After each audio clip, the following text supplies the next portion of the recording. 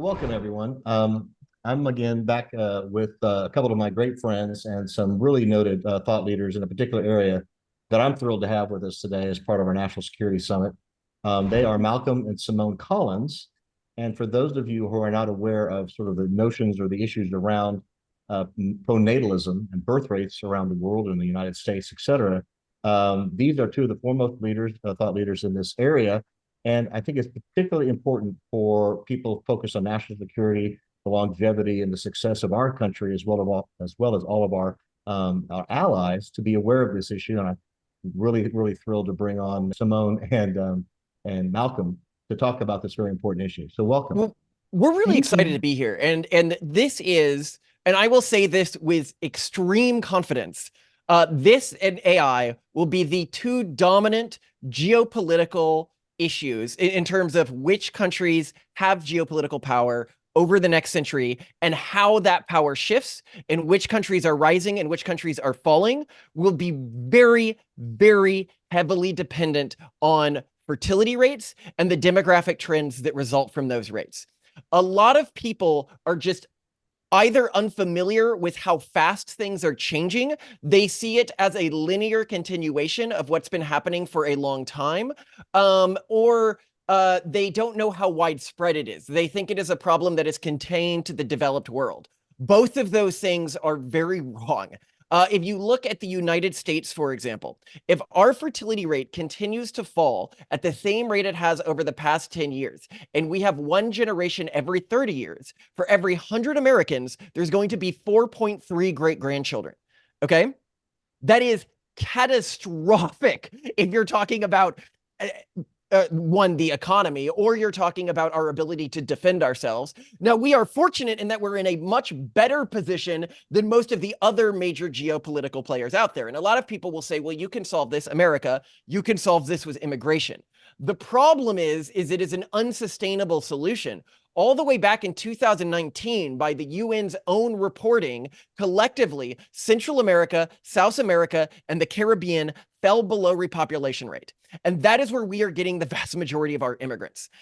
So we are taking immigrants. We are a farmer that is watering his crops with a pond that's evaporating. And when we explain this to him, he goes, well, the pond's not on my property. I don't see how it's my problem.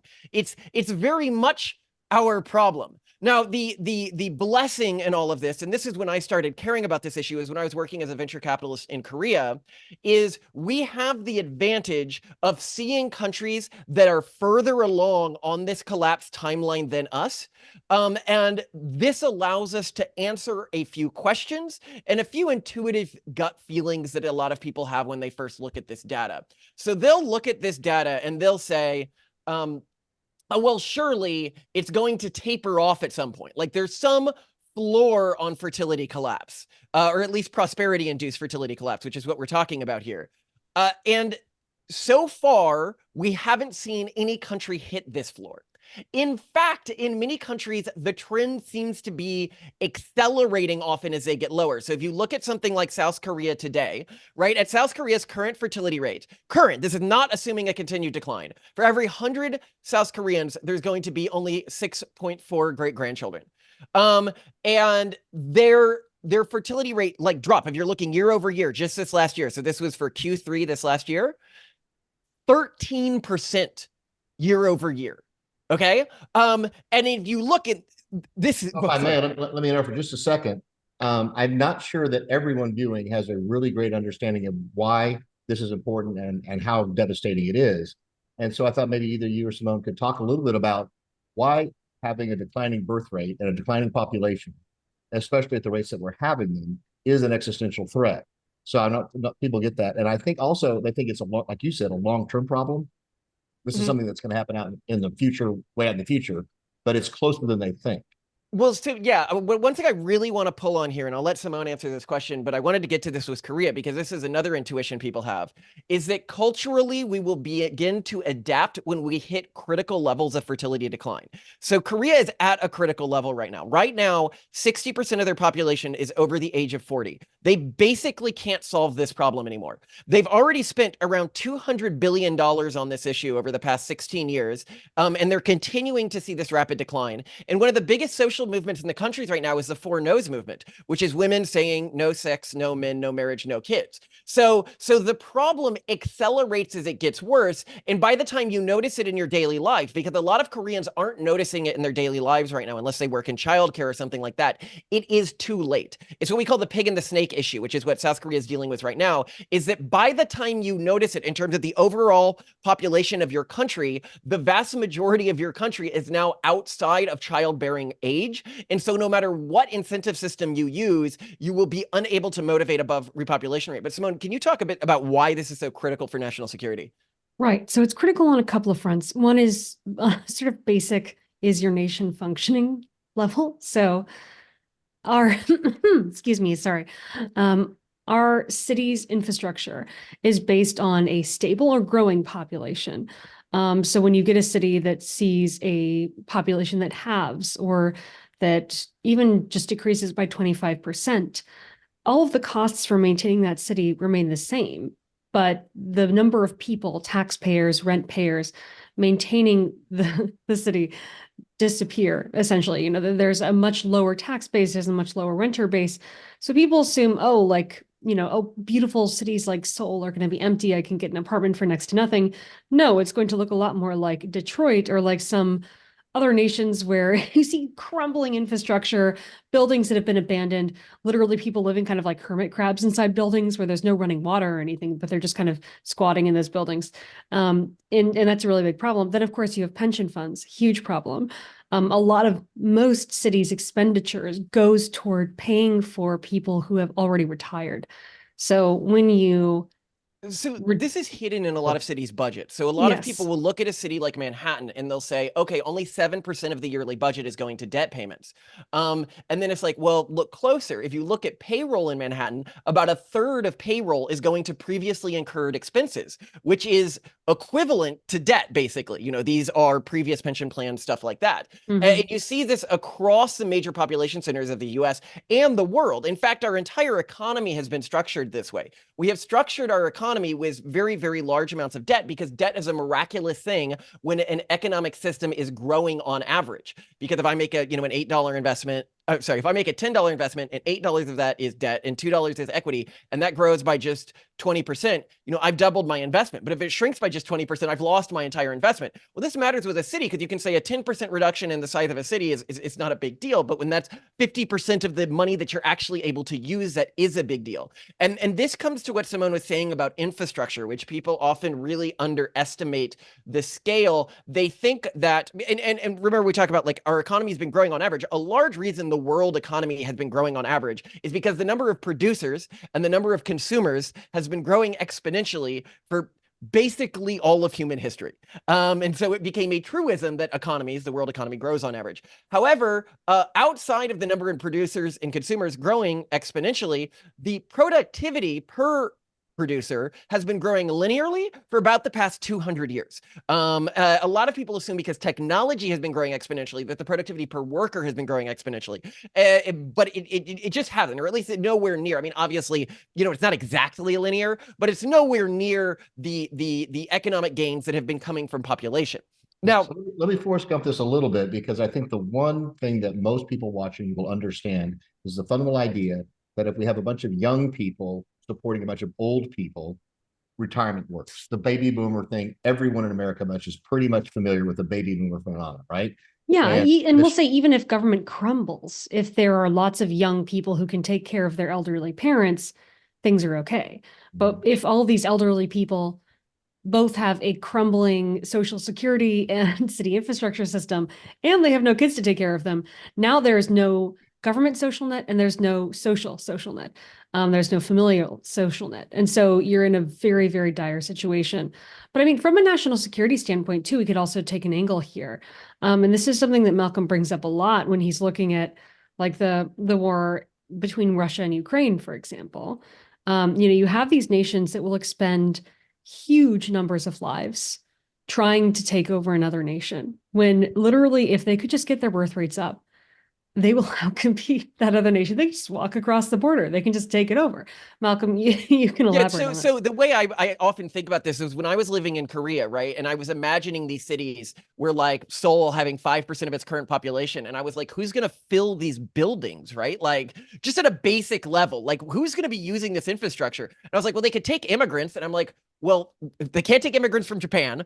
They can't take immigrants from China. Both of those countries have desperately low fertility rates as well. And Japan is actually a bit more demographically healthy, but it got me thinking, it's wild to think that less than a century ago, Japan was able to motivate its population to go out and, kill hundreds of thousands of people, but they can't motivate their population to just have kids because let's talk about that a little bit. That's a fundamental assumption that underlines this that people aren't aware of, that there are people choosing not to have children, to get married, the four no's as you describe them, et cetera.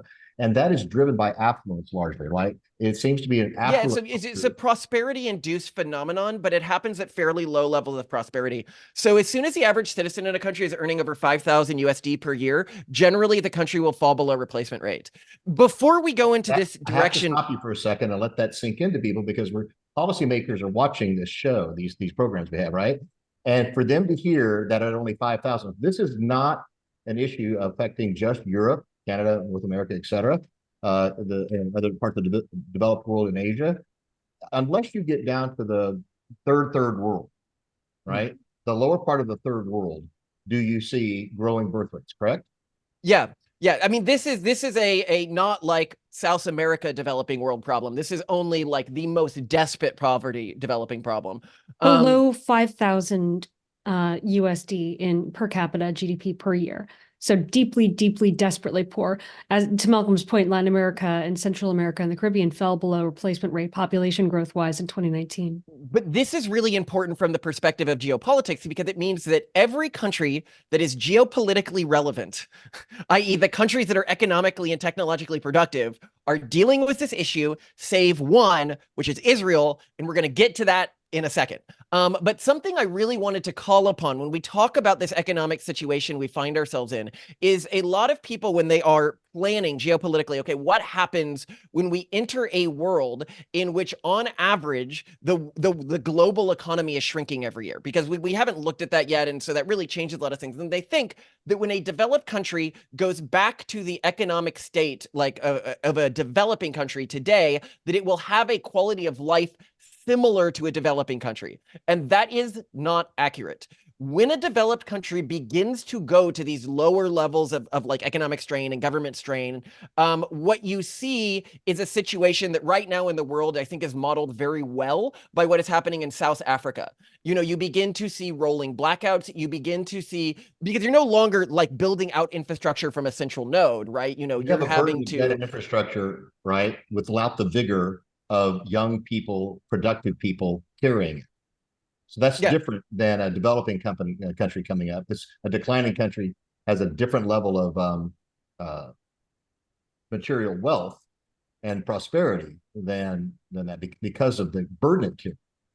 Mm-hmm.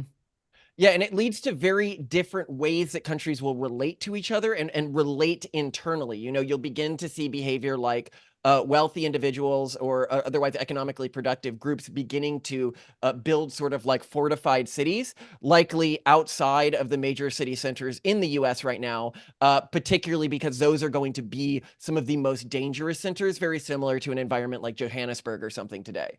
And this is just something that people cannot imagine because we haven't seen it recently in human history. However, it has happened before in human history. Collapses of empires has happened before. We have seen this with the Muslim Empire. We have seen this with the Roman Empire. We have seen this with the Athenian Empire. But we tend to believe that the last 70 years will last 500, as opposed to thinking that the last 70 years are an anomaly. Yeah, well, I don't think they're an anomaly. I think that the last 70 years culturally look very, very similar to the height of the Roman Empire or the height of the Islamic Empire or the height of the Athenian Empire. If you look at the social trends that are prevailing and everything like that, even if you look at concerns. Absolutely, but our belief system is that this will continue on forever, and that fundamental systemic change, broad change, disruption, et cetera, really can't happen. Certainly not in my lifetime. Yeah. So it might. So one thing to keep in mind here is there is one caveat I would add to everything that we're saying here. There is one trump card, one way out of all of this. If it turns out that AI can effectively replace humans as both consumers and producers, then we get out of this problem we have created for ourselves. We run into other problems, and this is also really interesting, which is, yeah, continue. Would you say it's mostly on the production side, on productivity? I mean, a lot of us, if given a chance, we'll all consume the heck out of everything, but we may not want to work and produce, right? So we have to. So for me, it's the production, the supply of productivity is the key element, and that's where AI would be the most relevant. Excuse me. Depending on how we're able to use AI. So another thing when I'm talking about this, because often I'm trying to convince, people who aren't in government that this is a big issue. So I have to explain, why it's a problem that all of the world's economies may collapse and we might become very geopolitically vulnerable. Where with you guys, I don't need to do that as much. So it should be almost axiomatic for you guys that the problem is unique in that it is disproportionately affecting the most productive centers, not just the most productive countries, but the most productive centers within those countries. So if you look at a country like the US, this problem is going to be much, much bigger proportional to how economically productive an area is. So I'm going to talk about growing up in San Francisco because you were beginning to see the environment around this. Yeah, I mean, I'm a really good example of someone raised in our current prosperous culture that also had zero exposure to even the idea of becoming a parent. Like none of my childhood friends expected to be parents. None of my high school friends expected or aspired to be parents. The first time I ever met a young woman, I think I was 13 years old, who wanted to be a parent was when I was in Mexico and she was traveling from Texas. And I swear I thought she was in some kind of cult. I was like, are you okay? Like, how could you possibly want to be a mother? Let me speak to that a little bit, Simone. In India, there was a movement amongst the educated Brahmins to get the people in the poor areas to not have as many children, focus more resources on fewer children, etc. And that wasn't working. So they went to the wise men, and there was a term for them, dhoti, I think is the term, it's the garb that they wear. And they went to the dhoti and they said, hey, they listen to you, they'll trust you, older wise men. If we could convince you, maybe you could convince them. And what they found is when a dhoti went into a group of women and expressed this value and tried to convince them of this, they were stoned to death. They were killed. They were either run out of town or they were physically torn apart because this was not such an anathema. It was so against their values and their core beliefs, et cetera, and their identity. I am a mother. I have 8 kids. That's what I do. Yeah. That's my value, and I need them to take care of me. Well, and throughout history, women have faced. Right? To your point about the sort of, are you in a cult? I mean, what are you crazy? You want to have kids? You can't afford to have kids. You have college debt. What are you killing? Right? And by the way, you want to have lattes and go to a nice show. Well, I mean, what it comes down to now is a life cult versus a death cult. It's all cults. And that's Malcolm's and my core argument here is it's all culture. That you can try to get a nation to bribe people into having kids, to coerce people into having kids, like China's already removing access to birth control and vasectomy clinics. You can try through all these various methods. Basically, there's no amount of money you can spend feasibly as a nation that will be enough to change people's behavior.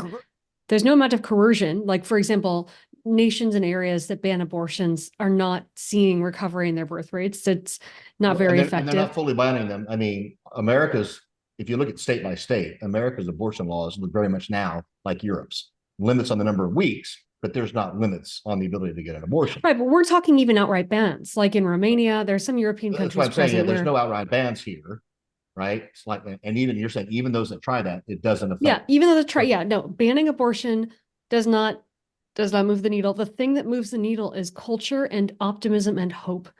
And if you give that to people, they will have kids. And so, I mean, it makes so much sense. We were recently looking at an article about China's various attempts to get people to have kids, especially women, because they seem to be the bottleneck here. And 60% male because of past practices. Yeah. But it doesn't. So China's fertility rate has been falling much faster recently than it did during the one-child period. It is a myth. Largely a myth that China's current fertility problem is due to the one-child policy. Oh, no, that was sort of the start of it. and people fought against it. Culturally, they were against it. Now, culturally, they're absolutely in favor of not having children. Well, other countries have gone through similar changes. Iran had a campaign to try to lower its fertility rate, and when they realized that was a problem, and they've had an active campaign to try to increase the fertility rate for the last 10 years, and it's done very little. To give you an idea, because I think it's worth going into some statistics here, if you look at Hungary, so the year before last, Hungary ran this big campaign to try to get its fertility rate up. They put about 5% of their GDP into it, and they got their fertility rate up by like 1.6%. Now, keep in mind, we are seeing like double-digit fertility declines year over year in a lot of countries around the world. I think that shows pretty well that it is very hard to do. And people say, well, Hungary did it wrong. Like other countries must have done this. Other countries have done this. We have an enormous amount of data on this. And there is, I think to me, one of the most sobering graphs I have ever seen in this area was put together by the Institute of Family Studies. And it shows all of the studies. It graphs all of the studies that say that cash handouts work in terms of increasing fertility. And what you notice is that it's also a direct graph of the margin of error of those studies. So the tighter a margin of error the study had, the more likely it was to say that it doesn't really help that much. But a lot of our intuitions around how to get fertility rates up are wrong. So here's a really interesting one. And this was done by Arya Babu. She did a great piece on this where she was looking at, because a lot of people have this intuition, which is true. Within a country, the more conservative a country is, the higher the fertility rates are. Sorry, within a country, the more conservative a population group is, the higher the fertility rates are going to be. However, but between countries, the more conservative on average a country is, the lower its fertility rate is when you control for the economics of the country, which is really interesting. And then this is likely caused by a secondary phenomenon that we see is that, you know, when we talk to progressives about this, their first intuition is we need to do big cash handouts. And we're like, it doesn't work. A lot of conservatives' first intuition is, well, then to preserve our culture, we need to stop immigration. And then you point out, actually, the countries that are the least diverse, the countries that have done best at slowing immigration, like South Korea, are the countries with the lowest fertility rates for their level of economic success. Whereas the countries that are the most diverse, like the United States and Israel, are some of the most resistant to fertility collapse. And the question because of the diversity. What's going on here? Well, it's diversity. And this is likely the same phenomenon that is causing these conservative dominant countries to have these low fertility rates. Is what makes a population group high fertility is a few things. Typically, they have hope. A great example of this is one of the only persistent reversals in fertility collapse ever recorded was in Georgia. And I saw some hypotheses about what caused this. One person was like, well, the patriarch was blessing all the kids. And so I went and I Googled the year that the fertility reversal happened. And it was like, this is the year of the Rose Revolution, at which they kicked out the last of the communists. And I was like, oh, it was about hope. And this is the core problem China has right now in terms of fertility rate. When it goes out and it tries to tell its citizens to have kids, what the citizens are thinking is, you, economic elite in this country, you are telling me to have kids in order to maintain your relative position within this society and your relative wealth, and you just want to use them. If you contrast that with a country that, despite its economic wealth, has been able to maintain a very high fertility rate, you're looking at a country like Israel. So what's happening there? When they, even in its secular population, they are above repopulation rate, which no one else in the world is. It's because when they are told to have kids, they are not thinking, oh, the wealthy people in Israel are telling us this so that they can maintain their position of wealth. It is a belief about hope for the future of their people, hope for the future of their country. And so what you need is connected to their community. You need to feel distinct from surrounding populations. Like, if you think everyone is like me, then there's no reason for you specifically to have kids, for you specifically to carry on your culture. And also to feel a little threatened. I actually think one of the reasons why diversity helps native populations' fertility rates, and I think one of the reasons why Israel has such a great fertility rate, is because there is always this sort of existential cultural dread that we could actually disappear if we don't keep having kids. And so that is one of the reasons why you get this really interesting phenomenon. But what this means is, whether you are thinking from the perspective of a specific cultural group, or you are thinking from the perspective of a country, the entire game has completely changed. If you look at somebody playing the old game incredibly stupidly, as Simone pointed out, you're looking at what Putin is doing right now. His country has a desperately low fertility rate due to low rates of hope. And when I say low fertility rate, low for its economic status. And yet he's killing off basically a generation. They're never going to get past this now. He's doing it combating one of the most culturally similar groups to his country, also killing off their next generation. They have a very low fertility rate right now as well. In this sort of game that doesn't matter anymore, where even if you are, you know, some kind of like ethnocentrist or something like that, you are still, and you have some level of geopolitical power, it's still in the best interest of your group to bring in more immigrants, particularly immigrants that highlight how your groups are different, which is just so counterintuitive for a lot of people these days, that the world and the geopolitical game has changed that much. And again, in terms of conquest, as Simone pointed out, the game used to be about projecting your geopolitical force around the world, whereas now we are seeing a retraction of globalism, and the new game is just motivate your citizens to want to exist, particularly your economically productive citizens, because this is something. So let me interrupt, Malcolm, because this is brilliant stuff. We could do 3 hours on it. We've got about 2 minutes left, right, where we need to kind of wrap up a little bit. I'd like to hit the high points. One, I want people to understand this is an issue. It's an existential threat for us, not only 100 years from now, but in the near term. There are things that drive this that they may not be aware of. And ultimately, I'd like to leave people with hope, because I'm that kind of guy. You need a strong economy, you need a strong sense of belonging, et cetera, for people to want to have children. If we don't, the system is not, there's a tipping point at which the system just doesn't work, right? And that's true of the entire world. Yeah. Right? Well, so there is a solution. And if we're wrapping up here, I've got to tell what the solution is, because it exists and it's actually not that hard. Every country in the world today has high fertility populations within it. Okay. All you need to do is to stop converting their kids to the dominant cultural group, because the dominant cultural group, wherever you go in the world today, is what we call the urban monoculture. It's the cultural similarities you have between Manhattan and Paris and Tokyo. And this dominant cultural group is very low fertility. And yet most of the developed world's educational systems see it as part of their imperative. Everyone aspires to be part of that group. Yeah, erase these diverse cultures, culturally acclimatize the kids to what they see as like the correct culture. I mean, it's basically a form of cultural genocide, whether they're doing it to their own population or to keep their population stable. They are importing people from other countries. You know, when they import people from other countries, we're like, well, we'll help them culturally assimilate. Culturally assimilate to what? Not like conservative Christian culture, not ultra-Orthodox Jew culture. What they mean is culturally assimilate to the urban monoculture, right? When you do that at a large scale, that's just cultural genocide. You know, what China we need to do is begin at this, right? China is looking at this from a long-term perspective around how to stay effective, meaningful, et cetera, to stay on top. We're not. This is not one of the national security issues that we look at. We do not look at this. We look at about how do we blow these guys up? How do we kill them? Who's our enemy? Who's our friend? Energy. We worry about those things in the here and now. But I absolutely solemnly believe that the Chinese are looking at this with a 100-year, 200-year perspective.